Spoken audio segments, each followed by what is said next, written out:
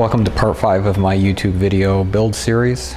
In this episode I'm going to install the signaling for the layout. I'm also going to do some of the finishing work, getting the computer set up, getting JMRI set up, getting the Protothrottle set up and ready to go.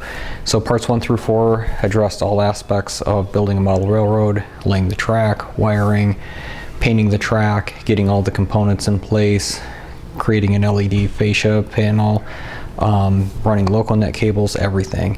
So this last part of the video, these are really optional pieces for your layout. I'm going for, to really show off what technology is available in model railroading. So I'm going to add this Digitrax signaling system and we're going to control it through JMRI. So let's go ahead and get started.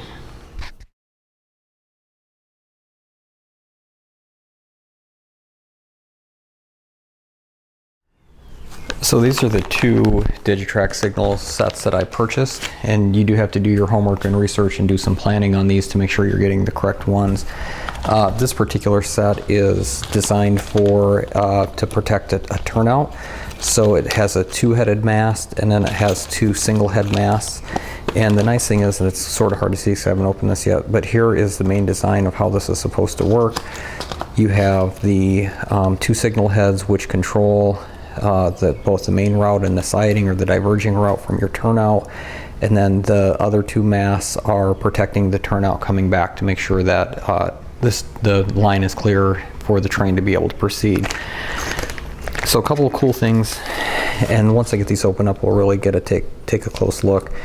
You can run up to 3 signals per cable. So these signals by themselves of course don't work by themselves. You have to have some sort of driver, which in our case it's the SE8C, and then also we're going to use our SDCK, which is the 10 wire ribbon cable, and it has these connectors, and if you remember we used this in a previous episode to connect the BXP88 to the LEDs on the front fascia for the detection of the locomotives. So what we're going to do first is we're going to get these opened up, and I'm going to show you where I'm going to place these, and we're going to go ahead and get the holes drilled for where we want to place these signals. Sorry, real quick before I show you where the holes are drilled. The second set here, this is designed for a mainline signal, so it has 2 A signals and then 2 B signals. So what this is, in order to allow multiple masts to be installed to one 10 wire ribbon, they actually have, and if you look very carefully on here, they have configurations. Let's put this upside down. A, B, C, and D. And where this wire is soldered across here, that tells you what configuration this is. So this is a B signal mast. Now it's important, and it's going to be important to know where we place these on the layout, because it is going to correspond to a very specific stationary decoder address. So as we install these, we're going to make careful note of where we install them and then what port on the SE8C that we install these, so we know which decoder address controls which light, and then that's going to allow us to program it within JMRI using the detection unit we build in with the BXP88. So those are the 2 sets that I purchased. Again, you have to plan ahead and do your homework. Visit the Digitrax website. If you're going to run mainline signaling, you want this set. If you're going to run turnout signaling, you're going to want this set. Okay, so the pre-planning went into place when we wired this layout. I have 2 detection zones here. The gap in the track is right here. So I'm going to put a mainline signal right here, and that is going to control this block of track before the train gets down to the turnout. So I'm going to put a mainline mast here facing this direction. So a train would be going from left to right on your screen, or in this case it's going to go from west to east. I'm going to put my double-headed mast right here ahead of this turnout, and it's going to protect the turnout from both the straight route and the diverging route. And then I'm going to put my second signal for the main line for this detection zone down here, as if the train was going to continue on in an eastward direction, And then I'm going to take the other two, the BC masts for the turnout, and I'm going to place them on either side, so trains coming from east to west will know if the turnout is clear for them to be able to proceed. So those are the signals that I'm going to install in this layout. So the part that I'm going to do right now is we have to drill a hole big enough for this circuit board to be able to fit down through the top panel or the benchwork of the layout. So a hole to fit this is going to be a 3/8 inch hole, so it's going to be a pretty sizable hole that we're going to put in. We're going to be very, very careful, and this is the beauty part of having a layout that is easily adjustable like this. I'm just going to make sure that as we drill through that we don't drill through any critical components. This turnout, the Tortoise that controls the turnout that we're going to protect is going to be a little bit challenging because it sits about right here. So we're just going to, be very careful as we drill these out. So first thing I'm going to do is I'm going to go ahead and get the holes drilled out for the signal masts, and then we'll go ahead and work on getting them installed. Okay, now that I got the holes drilled out, and I'll point those out here in just a second, I just want to go through the obvious. I'm not out in my garage anymore. I've been working out my garage for a lot of different things. My train room is actually a finished room. There's a lot of carpet. It's brand new basically. We just finished our basement a couple years ago, so just in an effort to not get a lot of wire scraps, sawdust, you name it. I've been working out in the garage to get the majority of the fabrication of the layout done. Now that I got that part done, I was able to get it downstairs into my train room, and now I'm going to finish up the signaling down here. The timing couldn't be perfect as I'm filming this particular part of the video. It's July 2020. It is hot out. It is real hot. We've had 7 or 8 consecutive days in the 90s degree temperatures, about 85-90% humidity. That's what happens in Iowa in the summertime. That's what makes the corn grow. So in my garage, at the end of the day when I'm able to work on this, it was probably 90-95 degrees in the garage minimally. So getting it down out of the heat, out of the humidity, I wanted to get it out of there mostly to try to keep the electrical components from having to sit out there for too long. It was out there longer than what I wanted. So finally down in my basement, and we're gonna keep it down here. So you can see I got my holes drilled here, and we're going to go ahead and start with the mounting of the signals. I picked up one of these. This is the signal hardware mounting kit, and what this is, mostly why I got these, there's some metal straps in here for the 10 wire ribbon cable, and as I run that, I want to make sure that I have something appropriate to be able to hold those wires down and make sure that they stay in place. Again, so you can see the underside of the layout here.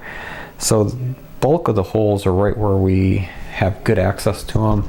Here's 1, 2, 3, 4, 5. I'm not going to use that one, and I'll explain why here in just a few minutes.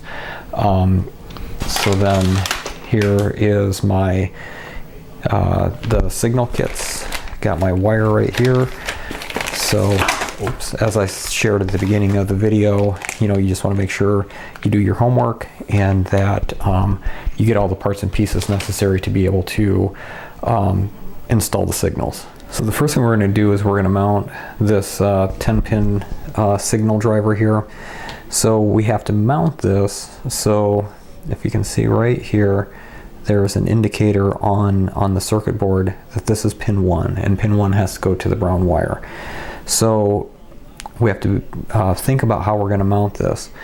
This signal is going to be facing that direction, and we know that this is going to be pin 1 down below. So how I'm going to mount this is I'm going to mount it so this part is pin 1 is going to be closest to me, and then I'm going to center it so I can get the mast down through the top of the circuit board, and it's also marked right on here that we have pin 1. Okay, so how these are going to work is Digitrax sends spacers and screws, and then what we're going to do is we're going to mount these so the screws basically go up into the circuit board like this, and it's going to hold this in place. So really we have to make sure that this 10-pin socket is seated so it's straight underneath the hole that we drilled out. So to ensure that we're getting a good fit on this, I'm actually going to seat this on the circuit board, and we're going to go in from underneath and make sure that it's basically centered in the hole before we start drilling or putting the screws in. Okay, so this is how it's going to seat on here. Screw goes up through the bottom of the circuit board. We put these spacers on. You can see I got the signal mast on here, so we're just going to make sure that the mast is centered in the 3/8 inch hole that we drilled, and we're just going to go ahead and start with one of these screws and get it screwed in.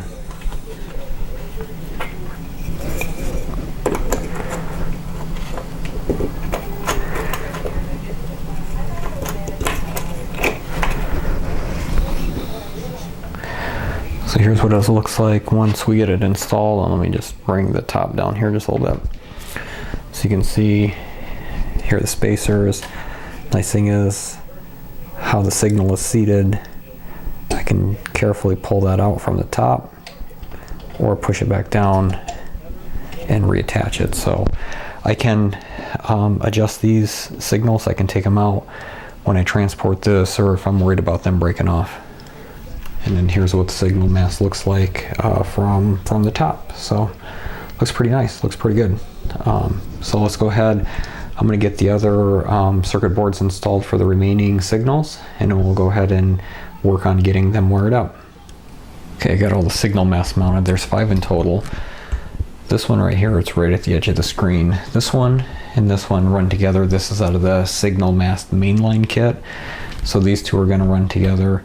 And then this this double-headed mast, and then these two here are the turnout signals, and that comes out of the turnout kit. So got these all taken care of. Let me pull the top up here. So here's what they look like. Here's 1, 2, 3, 4, 5. These are all going to get wired up to my SE8C right here, and we're going to use our 10-wire ribbon cable to do this. So let's go ahead and get started on that. Okay, so we're ready to start wiring these things up. So got my instructions here on my iPad. So looking at this, this is DVR1 or driver 1, 2, 3, 4, 5, 6, 7, 8. So we're going to use driver 1 for the diverging set of signals, or for the turnout, and we're going to use driver 2 for the main line, which would be the AB signals. So first thing I'm going to do is go ahead and well, first of all, so this is pin 1 down here, and then we have pin 1 right up here. So they're actually running the same direction, but I'm going to have to bend the wire around. So you just want to make sure that the brown wire is connected to pin 1. Again, here's what the wires look like. So we have brown and all the colors of the rainbow after that. So now I kind of showed you this when we wired up the LED panel for the detection on these Digitrax pins that we're going to use. This little arrow, and I know it's probably really difficult to see, that's for pin 1, or where pin 1 is going to connect. Here's our bottom part of the clip. So this just comes in from the underside. So I'm actually going to flip it this way because we're going to run it opposite. And we just want to make sure that I've got pin 1 pointed towards the brown, which is right here. And then this piece just fits over top. And again, having that arrow to the brown wire is crucial. Just double check before we do it. I know the lighting's a little bit funky, but there you can see brown cable. There's our arrow. And then we're just going to clamp these together till they snap. And you might have to put it on a hard surface and really put some pressure behind it to get it to snap into place. Okay, so I have this connected. It snapped nice and tight in. You can Gently move the camera up here so you can see what we got shaken. So here is driver 1. Here's my first turnout up there. And again, we just know here is pin 1. So this has to go and connect like this. And then now, basically what I need to do is run this cable and get it so it looks kind of nice. And we're going to run this over and figure out where we're going to mount the second cable harness. So I'm going to show you a little trick here that I learned to help hold the wires into place. So a little trick I'm going to use to hold the wire in place because it's kind of awkward to work with. I'm just going to use a little bit of double-sided tape, some Scotch double-sided tape. The width of it's pretty good to just fit right on the back side here. And it's just going to help temporarily hold the wires into place because I showed you earlier I have those wire cables, or the metal straps that are going to actually hold the driver wires into place here. So my first signal that I need to hook up is right here. So I'm going to have to install another connector pin here.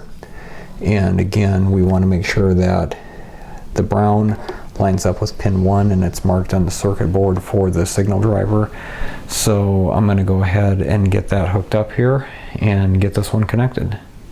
Okay, you can see I got this one connected. So now I'm going to run it back down here, and we got 2 more. I'm going to pan the camera right here a little bit. So now I have the BC signals. One of them is right here. One of them is right here. So I think I'm going to do the bottom one first and then flip back up and get the top one. Okay, so I got this hooked up.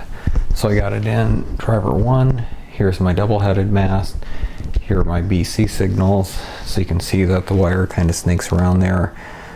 So before we wire up the mainline signals, which are this one and this one, I just want to test this out real quick, make sure it works. Okay, plugged it in, and immediately these came on, so you can tell that it works. So on page 8 of your SE8C manual, it gives you a listing, I'm sorry, page 7.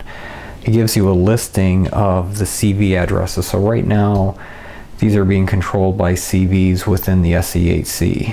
So for the double-headed mast, and with this plugged into driver 1, the top mast, red and green, is controlled by CV257. So if I go into the switch mode of my programming or command station, type in 257, give it a closed command, turns green. Give it a throw command, turns red. And then to get the yellow, it's CV258 or address 258. Give it a throw command. It is a solid yellow. Closed command, flashing yellow. So to get it back to red or green, you have to go back to address 257. We'll give it a closed command so it's green. So this would indicate that the main line is clear, diverging route is not.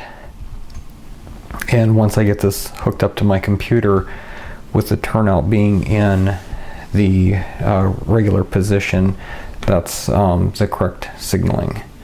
So let's turn that to red. So the bottom mast, red and green, is going to be CV259. Close.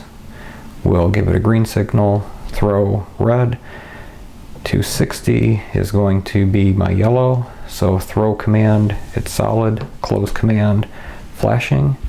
So let's go back to 259. And again, we'll hit a throw command, so it's red. So it works perfect. So then these are my BC masts heading the other direction. The B mast is 261. So if we give it a throw command, it's red. Close command, green. 262 is going to be our yellow. Throw close, solid or flashing. So let's go back to 261. And then that's red. And then let's go 263. give it a close command green, throw command red. 264 is going to be my yellow. Throw closed.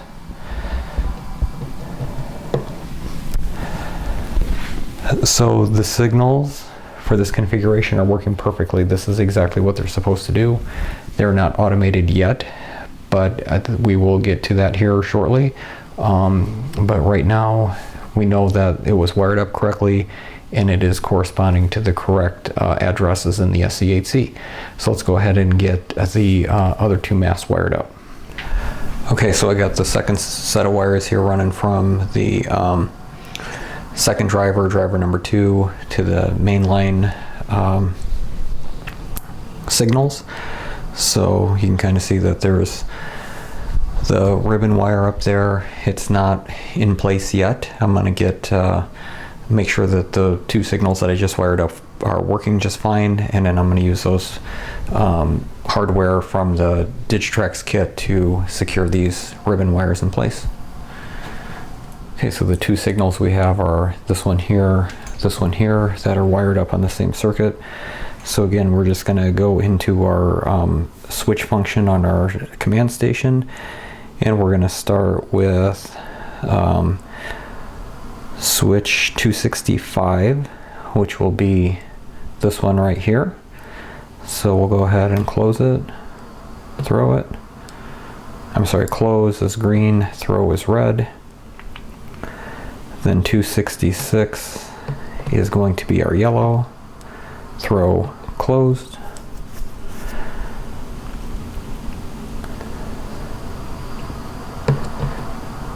Get it back to red. Now we're going to go 267, which will be this signal. We're going to give it a close command to green, throw red, and then 268. Close command is flashing yellow, throw command is solid yellow, so it all works. Okay, so we now have all of the signals wired up. Now I'm going to go ahead and get the 10 pin or the 10 ribbon cable secured in place, and we're good to go. So here are the metal straps that come with this signal hardware mounting kit. Nice and metal. What I'm going to do, I'm just going to take some 1/2 inch number 4 screws. They fit nice and tight in the pre-drilled holes. So we'll go ahead and get the cables mounted. So there's really not a whole lot of time or science behind this. It's just going to take some time. We're just going to mount the plates in locations to where the wires aren't going to get caught against anything as we open and close the layout. So we'll just go ahead and start getting these mounted.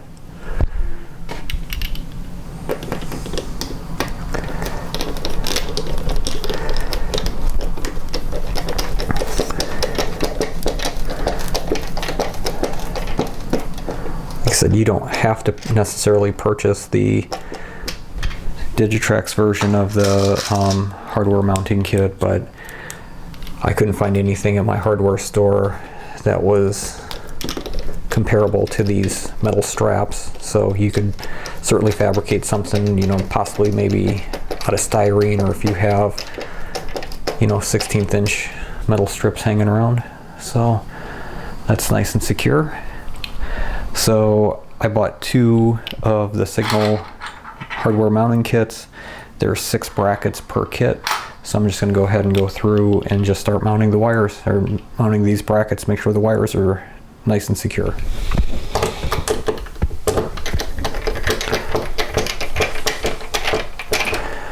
Okay, got all the straps put in place.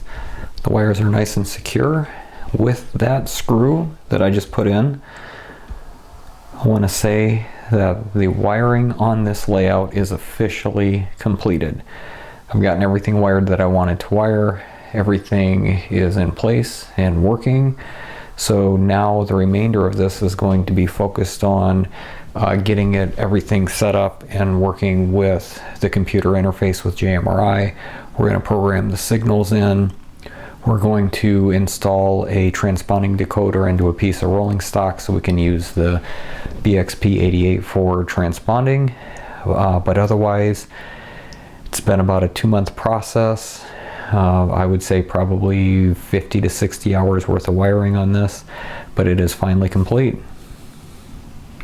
So here's just a nice wide view of everything that we have wired up. Again, real proud of how this turned out. Looks great. We got everything installed. It fit in the case. I was starting to get a little bit worried about everything that I wanted to get installed. The top still closes just fine. There's no hang-ups or binding of the wires. And we have a nice little functional portable layout. So let's go ahead and finish up and get some of the rest of the processing done with the Protothrottle receiver, and we'll go ahead and get a computer hooked up and get that tested out.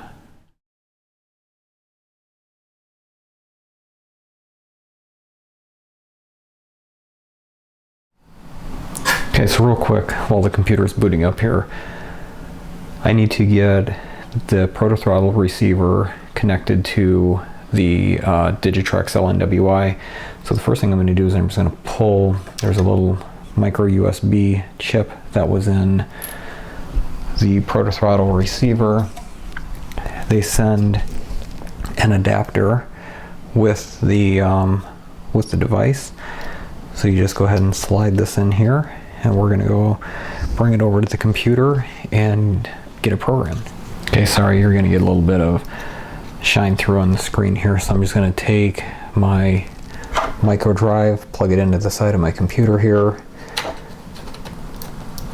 and it should pop up here that it's a new disk. And what I need to do and what I'm going to do, and I'm not going to show you this just because it might give away some identity, you're going to open up the Wi-Fi settings on your phone. The LNWI is actually giving off a Wi-Fi signal, and it's unique for the serial number for each LNWI, so you have to do this for each unique device. And basically what you need to do is look at it on your Wi-Fi settings to figure out what the actual name of the device is. So I'm going to open up the folder that has my micro SD card in it, and we'll go ahead and get that programmed. Okay, so we're going to open up with this wireless configuration. It's a .txt or a text document file. So we're going to go ahead and open up that. And now, if you can read this, basically it says we have to put a hashtag or a pound sign in front of each line to comment it out. So the one that's going to be open does not have comments on it. So we can see right here the ESU, this is default setup for ESU. So we're going to go ahead and comment these out.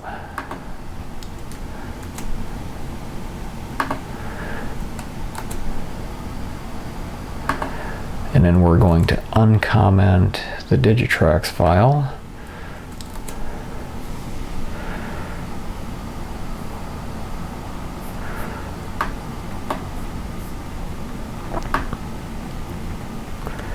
Which is going to be right here. So let's go ahead and uncomment these. And we still have to do the server name. So for this one, the good news is the entire first part is exactly the same. DTX1-LN server underscore, and then these are the numbers that are going to change. So on mine, it is underscore 1034-7. And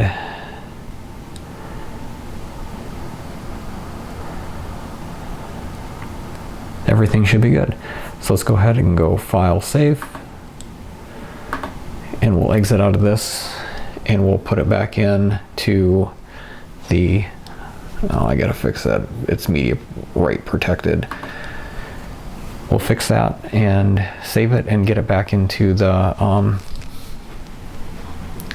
server. Sorry, one more thing. We need to open up this Protothrottle configuration file. It's a text file, and its default to show up as the ESU unit, so I need to comment that, uncomment the LNWI, save it, and we're good to go.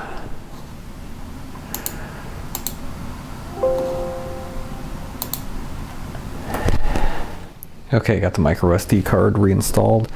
Turned my Protothrottle on. I know it's connected to the receiver because I'm getting a green flashing light up here.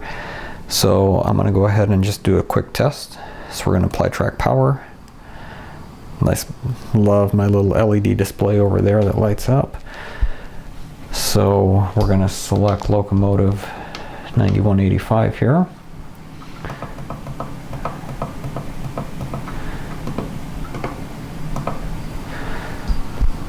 So we're just going to test this out real quick.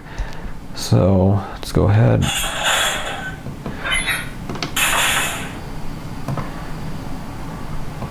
Start the engine.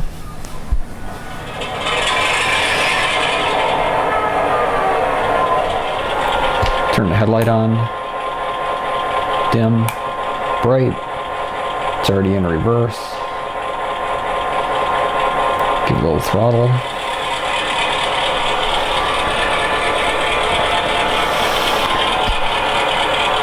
Now if you watch carefully, my LED for the track detection should light up here in just a second.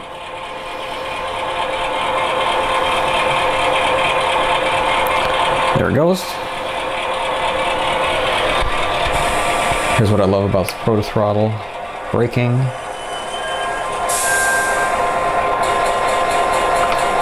Forward.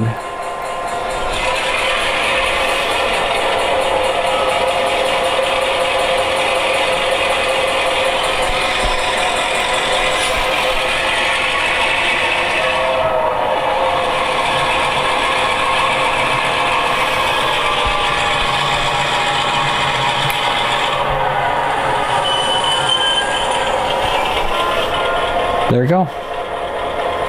So we got the Protothrottle up and working.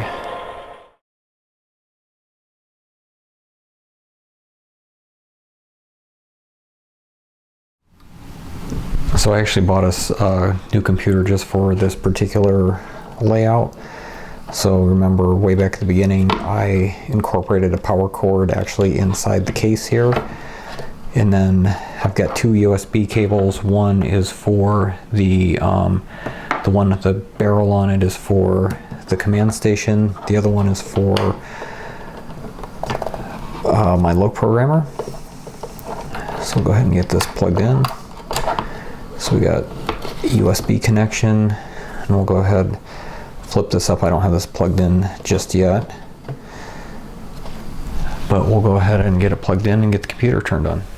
So again, one of the main purposes of this layout is the ability to do programming on it and then also use it as a test track. So as I'm making changes to CV values on locomotives, I can just easily test them out to see if the changes made the effects that I wanted. So I'm going to talk just a little bit about how JMRI and both LokProgrammer work with this particular layout. So again, if you remember, when we got everything set up, there's actually two USB ports coming out of here. This one is actually for the LokProgrammer, and the one that's connected is to JMRI.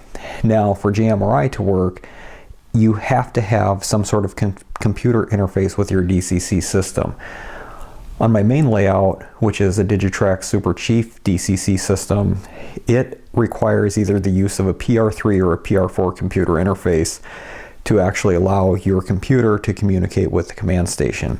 One of the nice things about the DCS52 or the Zephyr Express is it has a PR3 actually built into the command station, and there's a USB port off of the back of this starter set. So this USB cable actually snakes around and it connects in here. And actually what this is a printer wire. It's not a USB to USB connection. It's actually a printer port. I don't know the exact term of how, you can look up the Digitrax manual to see what the actual port is, but this is just a simple USB cable that you can use to hook up to a printer. So that's how the computer talks to the command station, and it's going to allow us to do a couple cool things that I'll show you here in just a second. So again, if you remembered when we wired this locomotive up, or I'm sorry, when we wired this layout up, there's 2 feeder wires that are actually coming off of the programming track, and they come down here, and I have 3 quick connect wires set up here. This particular one is wired directly to the bus line, so that allows the programming track to be used as a regular piece of regular operation track. The centerpiece is actually connected to the programming A and programming B on the command station, and then the third one goes to the LokProgrammer. We'll talk about the LokProgrammer here in just a second. So right now, the programming track is actually connected to my command station as rail A, rail B, and then I have my computer connected to the command station, so it's going to allow us to go ahead and run JMRI off of this. Okay, so you can see on my computer desktop here I have 6 different icons. There's the ESU LokProgrammer 5. That's a free software that runs the LokProgrammer. We'll get to that in a minute. These 2, Decoder Pro and Panel Pro, are both JMRI. JMRI is a free download. You can go ahead and just go to their website and download the software. These last 3 are all 3 Digitrax pieces of software. These allow you to do firmware updates on their Digitrax products, and also the sound loader. If you have Digitrax sound decoders, it allows you to do modifiable sound projects. But right now we're going to focus on Decoder Pro because it allows us to read locomotive decoders, and then also it's going to allow us to actually have control over the layout, which is pretty cool. So just double click on Decoder Pro, and it's going to pop up. The first thing that's going to pop up is your locomotive roster. I would highly recommend taking the time and actually building the roster, even if you don't end up using JMRI to program your locomotives. It just gives you an opportunity to have a place for all of your locomotives and have them on your roster. So I have a mix here of both Lok sound decoders and also Soundtrack's either Tsunami 1 or Tsunami 2 decoders. So up at the top tab, we're going to focus right now on just kind of looking at, I'm not going to do a huge tutorial right now, but if you go to this actions, you can actually do several things. Like number 1, you can create a throttle. So if you do not want to use the your command station throttle, you can actually do a computer generated throttle here. It'll open up here in just a second. There you go. So right now track power is off. This red button next to the stop sign controls track power. We can set our locomotive address here, and when you do that, these function panel lights will illuminate. You also have the ability to do turnout control. So if you want to control your turnouts with your computer, you can do that. You can start a Y throttle or a We throttle server. Basically what this is, it allows you to use your phone. There's an app on the phone, on your smartphone, that you can use as a throttle. I'll demonstrate that here in just a second as well, because you can use that same app with the Digitrax LNWI, so you don't actually have to use the JMRI to do that. But it is a possibility if you don't have a Wi-Fi connected device or a Wi-Fi enabled transponder like the LNWI, you can actually use Decoder Pro to do that for you. So I'm going to show you just a couple quick demos here, and then we'll move on to the LokProgrammer. So you can see I have a locomotive sitting on the programming track. So what I'm going to do, this is locomotive 1002. So I'm just going to go ahead and double click on this, and it's going to open it up. And again, you have the ability to basically change any of the CV values you want to. One of the things we're going to come on here, I'm going to show you, if you click on this basic tab, so everything in JMRI is tabbed, which is really nice.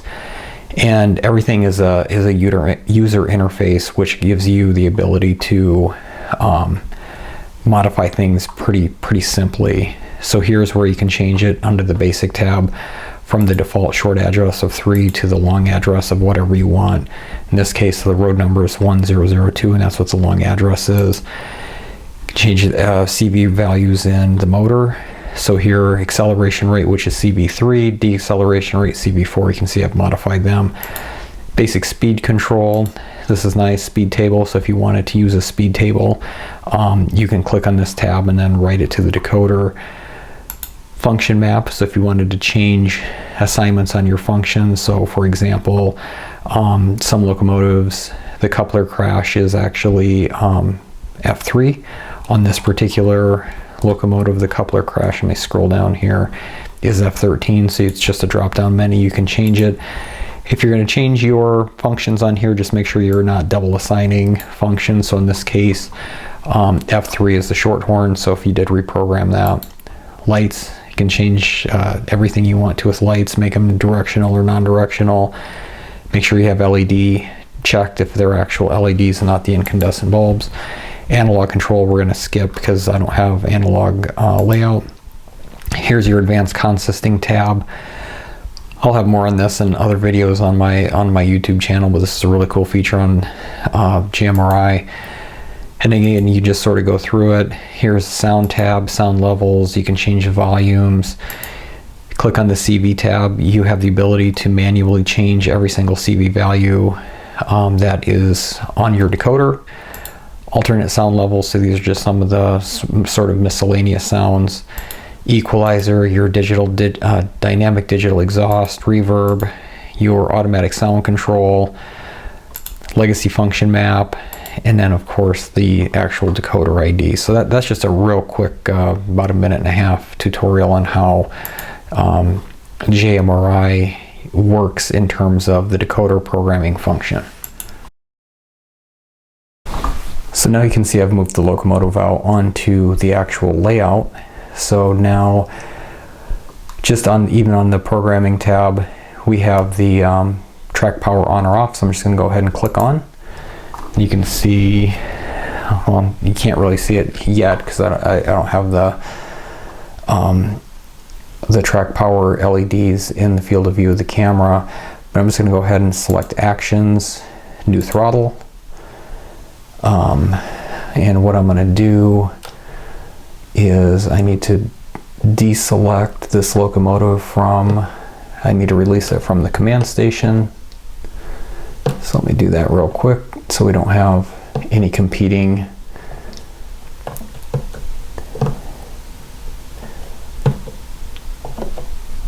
addresses here. So I'm going to go 1002 and hit set. So I'm just going to show a couple things here real quick. If you may or may not have noticed, one of the things with this particular locomotive is I actually have it set up to where it doesn't automatically come on when track power is on. So that's controlled by function 25 and 26. I'm sorry, 26 turns it on, 27 it goes into the locomotive shutdown. But we can click through some of these functions. So the bell, horn, short horn, dynamic brake we're not going to use. Let's see what else we have going on here for our functions. You can go straight to 8, the alt mixer. So you do have those controls. When I actually apply throttle, even if I don't hit F26 or 27, it will actually initiate the startup sequence when you apply throttle. So I'm just going to go ahead and give it one little click here. You can hear it go through the startup sequence.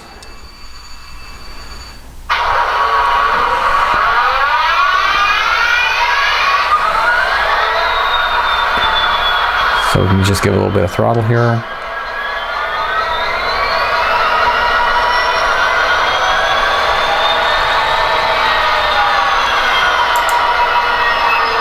Apply the brake. And again, bell. You can mute it, put it in reverse. So again, you can use JMRI as your throttle if you want to. So let's go ahead. I'm going to show you one more thing here. I'm going to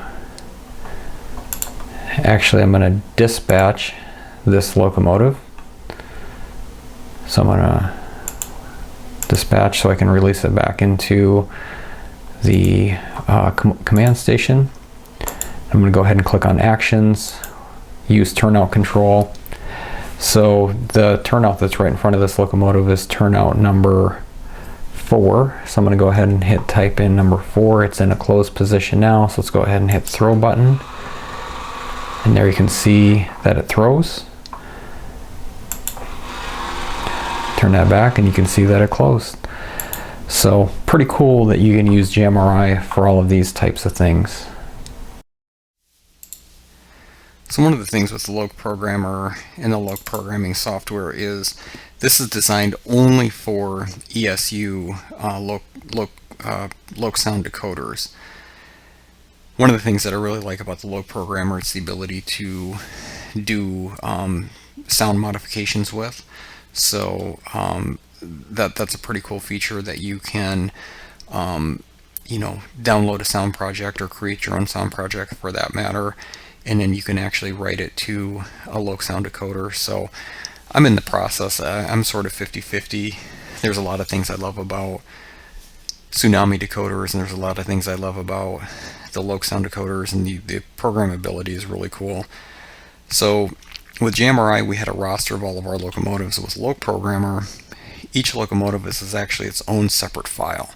So you actually have to click on Open File and select a program or select the locomotive that you want to. Or the other thing you can do is click on this Read Decoder Data, and it will actually read the data off the decoder and starts a project for you. So in this case, I am just going to we're going to do a new project. So I'm not going to open one at this point. We're just going to do a new project because this is what it would look like. And you can select what type of decoder. Most of mine now are LokSound 5 DCC decoders, but you would want to make sure that you're selecting the right one. If you have a LokSound Select or a LokSound 4, it's going to create this interface for you, and then you'll have the ability to, you know, like I said, basically completely modify any LokSound decoders. Much like JMRI, a lot of visual prompts here. Here's your analog settings, brake settings, which is on the LokSound 5. They've got amazing brake settings.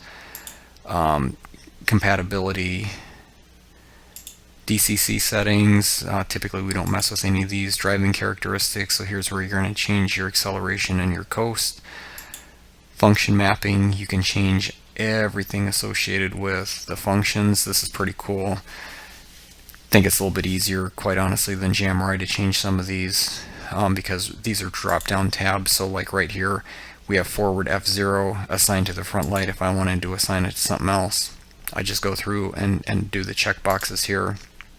Similarly, you know, if you come down here, so like F3, if I wanted to make this the coupler crash, you just, you know, come over here and just select, you know, what sort of function you want, and then the sound slot that's associated with it. Function outputs, you can change your lighting settings here. Function settings, you know, again, you can do things for, you know, blinking effects, grade crossing holding time. Just like JMRI, it has a section that you can do manual CV programming. Motor settings, you can use speed curve, you can use the 3 values, the V start, V mid, V high, the voltage settings. If you have a smoke locomotive or a smoke steam engine, you can change the smoke setting.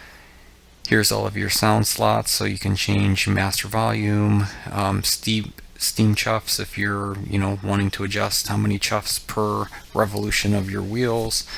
Here's your sound slot settings. Say that 3 times fast. Right now I don't actually have a sound project loaded into this decoder because it's a new project, but when you download a project from the ESU website, all of these would be activated and you can preview the sounds. Okay, so the last thing I want to show you is the Y-Throttle. You can get this from the App Store. You can get the Y-Throttle Lite, which is a free download. You can get the Y-Throttle, which is about $10. I paid for the $10 to get more functionality. So the cool thing is you can come up here, again, it's just sort of like the JMRI. You can run the entire layout off your phone. So right here is your track power. So if you watch these LEDs, they're going to light up here. So there you go. So you can apply track power. We're going to set the address for this locomotive as 1002 and then set. Gives you a little beep to acknowledge. So now what we can do is we can come over here to our throttle, and we can, cool thing, this is on the non-free version. You have left and right throttle. So I have 1002 set up over here. Whoops. So I'm going to scroll down. F26 is the startup feature, or a startup function. So I'm going to go ahead and do the startup.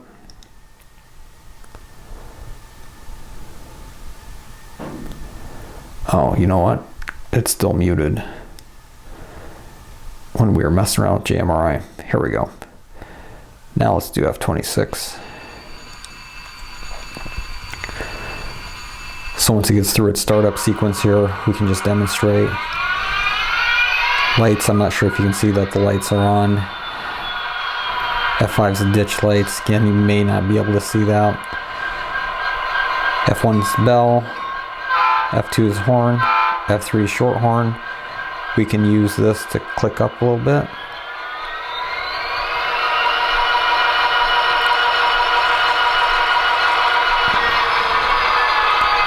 F11's the brake.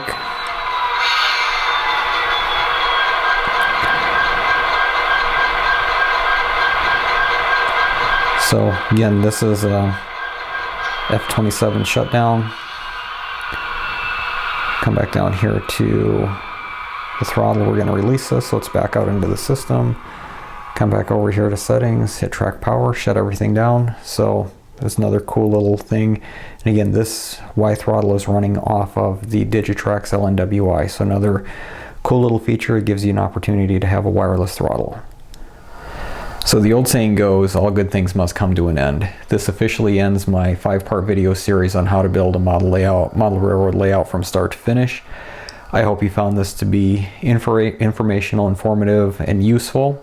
I know it's a very long video series and I appreciate your patience, but I wanted to get some of these techniques out there in case anybody's looking to get into the model railroad hobby, or enhance their personal current layout.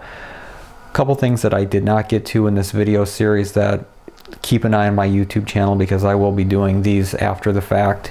I did install a transponding module into a piece of rolling stock, and I already have a YouTube video on my page that describes the transponding process with the Digitrax, the BXP88.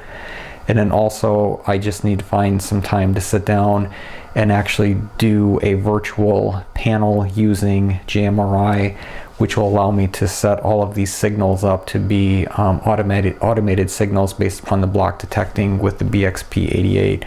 I wanted to get this 5-part series out there for everybody to start watching it, and I'll do the automatic signaling at a video at a point in the future. So with that being said, I want to thank you for watching this video series. If you have any questions, please make a comment. So thanks guys, have a great day and happy railroading.